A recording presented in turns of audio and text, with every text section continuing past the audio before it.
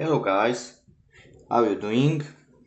Today we're going to do a different kind of video. Today we will talk about what happened last night. Not bad, it's good. The King of the Table 13 event. I'm going to discuss with you the results, my review of the event, of the matches, and some of my bad spots of the event. Now, as usual, when I talk about the events, I'll put the link in the description. Go buy your pay-per-view and support arm wrestling to its fullest. Now, let's take the good things. Very nice scene, very nice filming. The players were so nicely, like very big, very muscular. Everybody knew English very well. The trash talk was just on point. The referees were doing their job. Now, it was a bit long, but obviously it was a very nice event. One of the best King of the Table, in my opinion, not the best. My best King of the Table, I think, was King of the Table 11, but King of the Table 13 was also very great, very nice. Now, some of the bad things I would consider was the constant technical problems like constant stopping and audio problems of Core Sports, but I think that they solved it now because of the live problems. I don't know what were the problems, but I hope that they solved it. Maybe I'll see it one more time.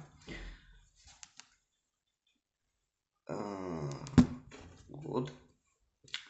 The music wasn't on point. It was really bad music. Like when I go into a bar, I hear that music. Not so good. I have my phone here for the results and the matches. Obviously, the everybody was great. My favorite match was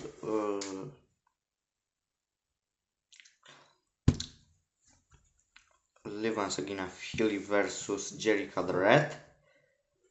This was my favorite one.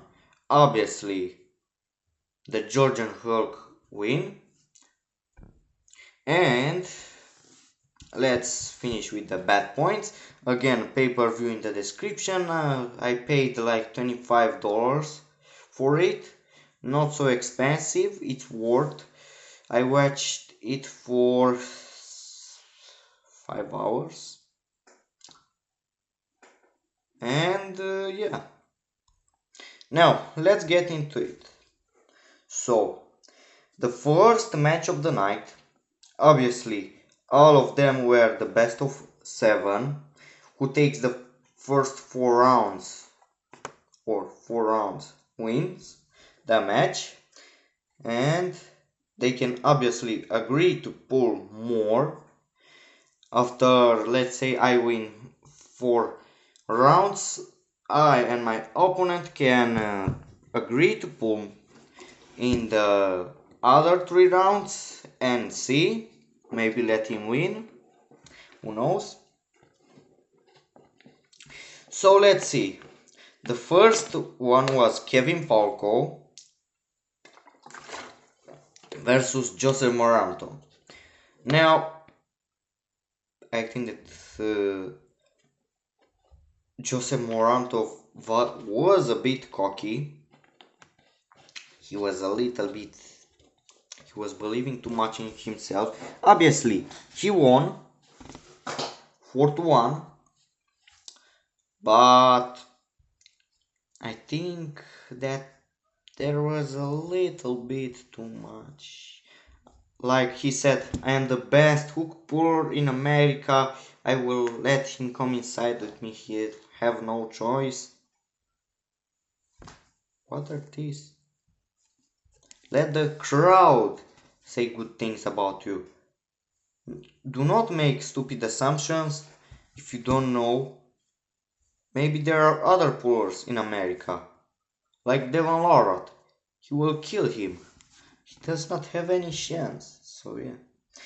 And Kevin Palco was, I think, Joseph was the underdog and he hyped himself a lot, but everybody believed that Kevin Palco will at least win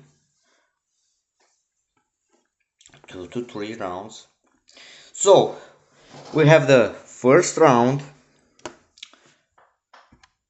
was complete domination by Joseph. He started the hook with supination and everything, and Kevin was letting Joseph do everything he wanted, like he stayed on his bicep. He didn't even fight for the cup in the first round. He gave it, like, I don't know what did he expected to do. I seen from him a failed top roll attempt, and obviously Joseph just added side pressure, and because he had also pronation, boom, he just pinned and took Kevin to the pad. 1-0. Second round, again same thing, but now he was going with the shoulder roll at the start, and then he was going out. Kevin did 2 surges, but they were unsuccessful. Then this phone is not working properly. I don't know why, but it makes me a bit angry. Let's see. Oh, what happened? Then he pinned him, but in the third round we had a surprise. Big surprise. I don't know what happened with the phone. Something bad. I don't know. It's pretty stupid. I don't know. In the third round we had a surprise. So Kevin slipped and they got 2 straps, and somehow I don't know how, I still don't know how did he took the wrist of Joseph, and when he had the wrist take, he couldn't do anything, and he just got dragged and took outside of his body, and he obviously lost. Now, another thing that happened was the constant trash talk. Now, I don't know what happened with the phone, but it just shut off. Then we got to the fourth round. Same thing again. Joseph takes the round. He pins Kevin. This time he did a flash pin. No more stopping or anything. And in the fifth round, same thing again. And we're done. Great match. Great match. Not my favorites, but still, it was pretty nice. Then we've got Lachlan Adair versus Lars Rohrbachen. Now, what happened there? Lars was an open top roller, or let's say more of a king's mover, and Lachlan was using the flop press, and we know that if we time and use the flop press correctly, we can defeat a king's mover. You know what the flop press is, right? Pressing with your wrist bent back. First round, obviously Lars has gone for the strap. It was a very long match, full of fouls. Lars was fouling, like getting into a losing position, and then elbow foul, and then also Lachlan touched his shoulder with his hand while he was in the floor press, and yeah. Now, we know their techniques. What happened in the first round was after they slipped, we have floor press attempt from Lachlan Adair. Lars stopped it right above the pad and boom, elbow foul. And because he was in a position like, I don't know if you can see it, his shoulder was below the table and he slipped with his elbow. Yeah, it's what happened. Then in the second round, again flop press, but this was outside of the straps, and Lachlan obtained the pin. Then we've got the third round, again slip, and we go 2 straps. Again Lars drops into the king's move, but no chance, and he loses after Lachlan has done 2 to 3 surges, and he pinned Lars. And then we had a big surprise. In the fourth round, Lars flop presses Lachlan outside of the straps in a matter of 2 seconds, and he takes that around, but not for too long. He hyped up too much. They were obviously pumped, and Lachlan pins Lars again, and Lachlan wins 4-1. Congrats. Obviously the first matches were the right arm. Now we go to a left arm match where we have Corey West versus Tobias Sporung. Now, what was each guy trying to do? Top roll and press.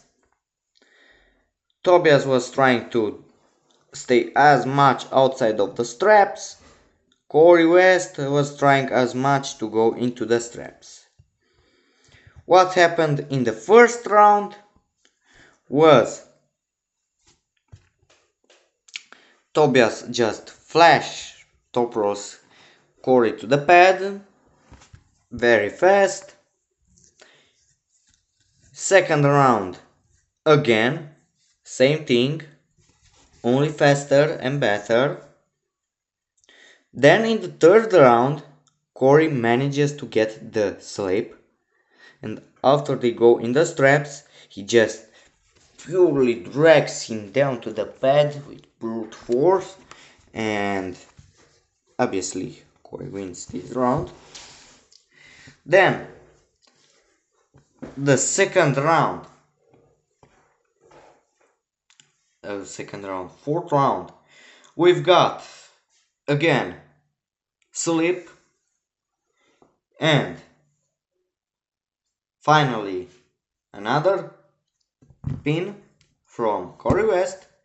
Then in the fifth round, Tobias manages to get some kind, like he top rolled Corey first outside of the straps and then flash pin him with the press. And in the sixth round, same thing, very fast top roll. They tried to go inside, outside of the straps before the round, but obviously it was a elbow fall. Now, there we go. Next round, next match. Congrats to Tobias. Next match is Matt Mosk versus Marcio Barboza. Very exciting match. Marcio wanted to rematch Matt. Matt beat him very dominantly at Wall 2017. From what I could remember, I don't know. And what we get, each round went into the straps, excluding the fifth round. So Matt Mask, after he successfully went for the straps, we know that Matt Mask is a top roller. We know that Marcio is a hooker, and obviously low hand top rolls beats hook no matter what. And yeah, first round flash pin from Matt Mask. Second round it was foul, but they went into the straps and it was just another flash pin from Matt. Then third round, another flash pin. The fourth round, another flash pin. In the fifth round, they agreed. I think that Matt Mask again got a bit too cocky and he wanted to go into a hook. But when he got into a hook, he just did two surges, but Marcio took the round. And in the sixth round, they agreed to pull in the straps to save some time, and Matt Mask just top rolls him to the pad. Now, next match is right arm Sandris Sadis versus Rustam Bayev. Sandris is from Latvia and Rustam is from Ukraine. So, complete domination. Sandris was a bit stupid for what he done. He tried to control the hand of the Rustam Bayev, but obviously Rustam has got a very nice hand, wrist. Instead of taking him outside of his shoulder line. And first round, outside of straps, boom, flash pin from Rustam Babayev. Second round, again, we've got flash pin, Rustam Babayev. I don't know what, but if you can get in the positions that Sandris went, you could win, but the strength wasn't there. I know that Sandris did post on his Instagram some really nice looking photos, but they were not enough. Third round, another flash pin from Rustam Babayev, and the fourth round, another flash pin. Then we've got another battle, Paulin versus Krasimir Konstantinov. Krasimir Konstantinov also defeated Levan Sakinashvili 7 or 8 years ago. I don't really remember. But Paulin tried to top roll. Obviously, he couldn't. Krasimir was a great hooker, and he stopped Paulin. And we all know that Krasimir is a very defensive style of puller, very statically, and if you stop moving him and he gets in his position, then you can't win. You have to keep it moving, but the strength again wasn't there, and Krasimir Konstantinov wins the first round through a hook war. Second round, we have top roll attempt from Paulin, but Krasimir just drags him to the side and wins. Third round, same thing, and in the fourth round,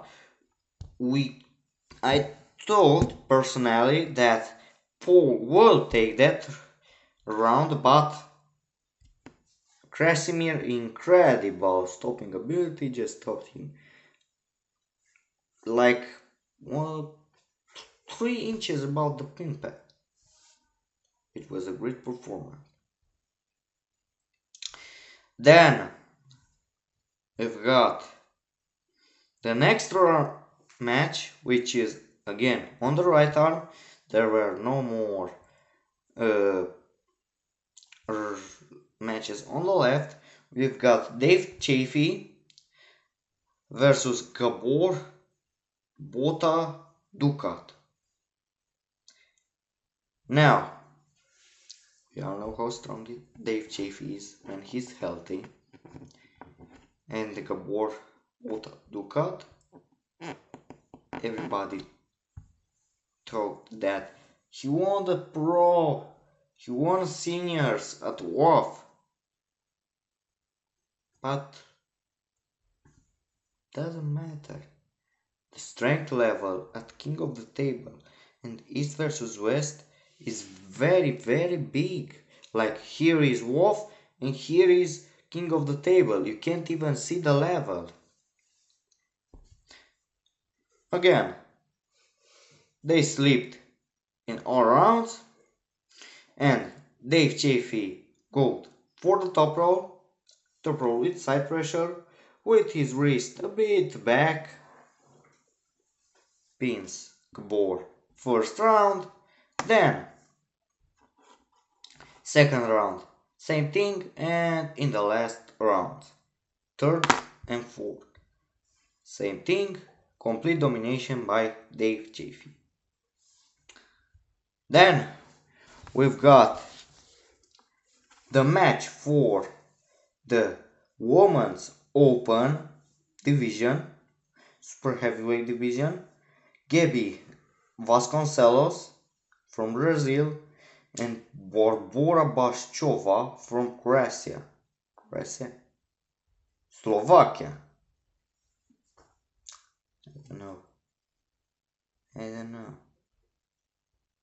I don't know what to say. Yeah. What happened there is first round, Gabi goes to the side, Barbora with the top rolls her, but the side pressure was too much from Gabi, and she pins inside of the straps. Then second round, same thing, But in the third round, it all changed up when